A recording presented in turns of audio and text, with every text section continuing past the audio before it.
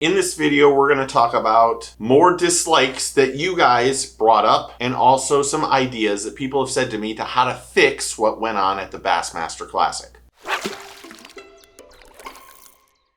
Welcome back to the channel. If you're new, my name is Steve Chapman. I've covered the Classic for probably over 20 years, and it's always enjoyable, but there's always something that can be improved. Now, I did the first dislikes of things that I felt were just common mistakes that Bass made at the Classic and read most of your comments. And I should say, holy crap, was there a lot of comments. And normally I try to respond to all of them. In this case, there was just too many, and I was spending hours responding to them.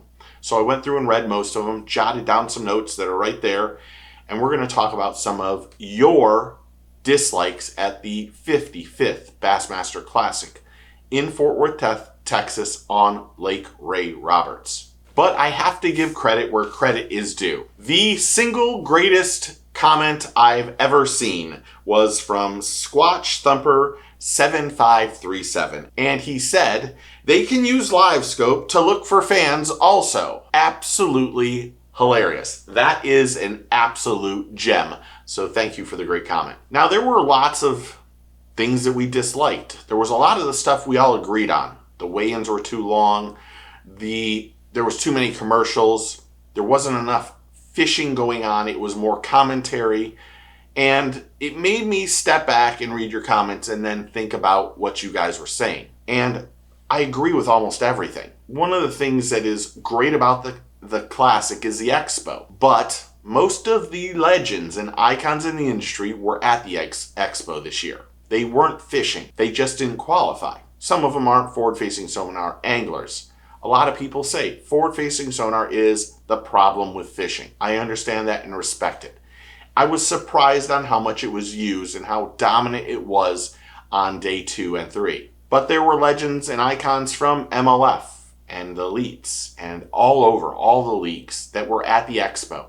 And some of them had a 3-hour wait to get a free hat or an autograph or just a picture with Dustin Cannell or Jacob Wheeler. And that's insane. And at this year's Classic, we had several, what I would say, cringy moments. And they are for sure a moment in Classic history, including Matt Sexy Beast Robertson doing a gender reveal. And they made it seem like it wasn't planned. How did the boat get there? I think there needs to be, when you're going to do something that cringy, I think you just need to be honest and say, we're going to give some extra entertainment here.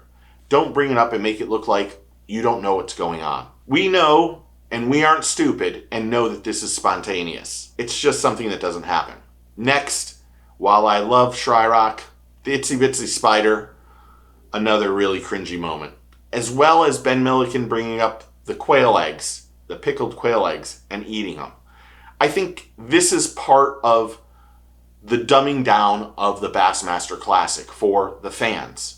And I think that's the wrong thing, because we've put our heart and soul in knowing these anglers and watching, and then you dumb it down and do some of the most cringy moments in the history of Classics. And it shouldn't happen. One of the things I think that needs to happen, and I heard this from a very good friend, is that when the anglers come in, bring them up to that place to drop off the fish, circle the next person around, and the next boat comes in immediately. You don't need to announce and let them know to drive in.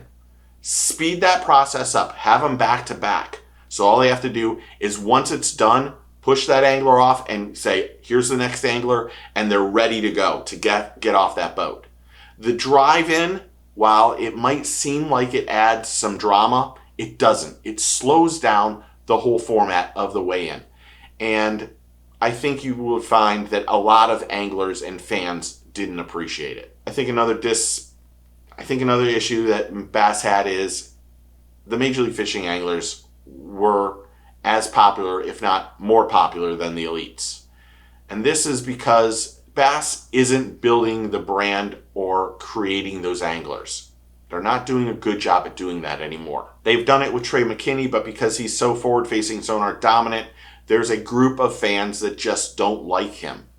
Not saying he can't fish with it or without it, but he really does well when he can use it. I think another thing that I thought was weird was, don't Dave Mercer's on stage and has to come up with things off the cuff. He doesn't need to burn time.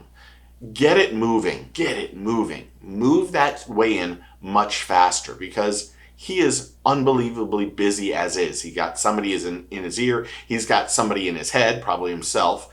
And he's now having to burn time because an angler is slow or the driver is slow.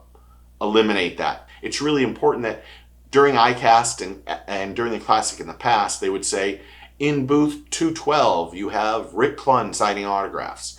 There were times that I heard people and fans were in line not knowing who they were in line to see. And they would be in line for 45 minutes to an hour to come up and see someone that they didn't know or that they didn't like.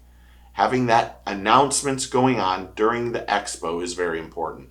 I think Bass needs to make this a fan experience. They need to be creative. They need to have different giveaways that entice people not to go to the weigh-in, but to stay at the expo. You need to have a fan engagement. And that's what I think was missing really bad at this year's Classic. And I wasn't even there. And my buddy Chad Hoover made a comment or talked to me and said, maybe the Classic should be on Thursday, Friday, and Saturday. And then the expo is on Friday, Saturday, and Sunday. So that you have the 3 days to make all the stories and drama and then have the winner. And then have all the anglers that are competing be in the expo on that Sunday. So that all the fans can get that opportunity to meet Easton or Trey or all of the anglers who competed in the Classic. They go to the Classic for the expo and to see the anglers that they really like.